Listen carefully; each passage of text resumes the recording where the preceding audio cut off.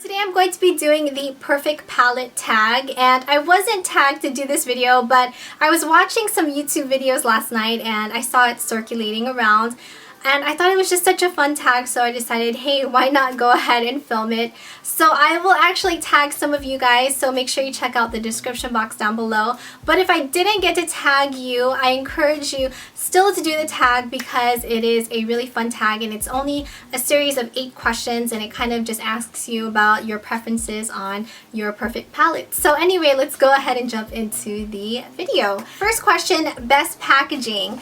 I would have to say that would go to the Nude Tude palette from the Balm Cosmetics. I am a sucker for packaging, and this palette, I'm telling you, in my opinion, I think this palette has such adorable packaging. I really love the fact how they made this look like a pinup girl motif. I really like how they went for that look, and when I saw this, it got me. So I would have to give it to the Nude Tude palette from the Balm. Best color payoff. Best color payoff, I would have to say, would go to these Wet n Wild color icon palettes. Unfortunately, this one right here is already discontinued, but these things are really inexpensive, but they have incredible color payoff.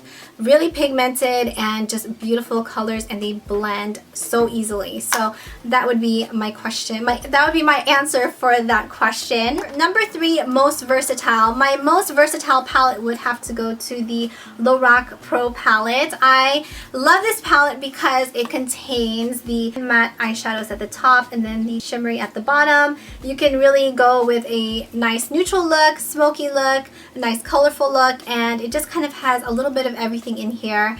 And yeah, I absolutely love this palette. Number 4, best for traveling, and that would have to go to the Urban Decay Naked Basics palette because it's slim, it's compact, and it contains just all of the basic shadows that you would be needing, especially if you're going to be traveling. So yeah, definitely have to give it to this palette. Number 5, biggest regret, and that would have to go to this Tarte palette, the Coral Crush Amazonian Clay Eye and Cheek palette.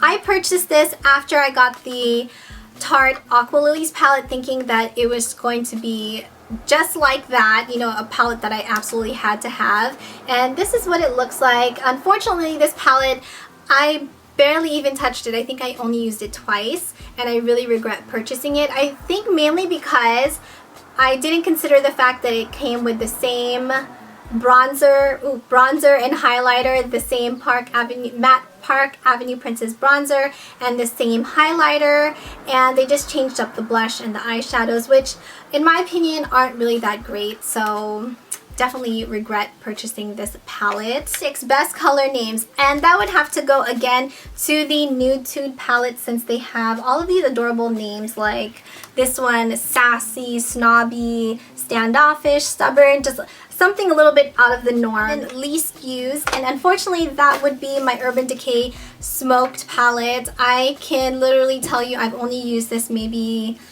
like 4 times, not even that much, and I haven't even, I still even have my my Perversion Urban Decay 24/7 pencil in here. That's how little I have used this palette, and unfortunately, I don't know, I mean, it's a beautiful palette, but just for me, I just don't really gravitate towards it. And then last question is a 3-part question: most used, most loved, and desert island. So for most used and most loved, it would have to go to the Lorac Pro palette. This is probably one of the only palettes that I am going to say I have grabbed for the most out of any eyeshadows, any of the eyeshadows I have in my collection, and I absolutely love this.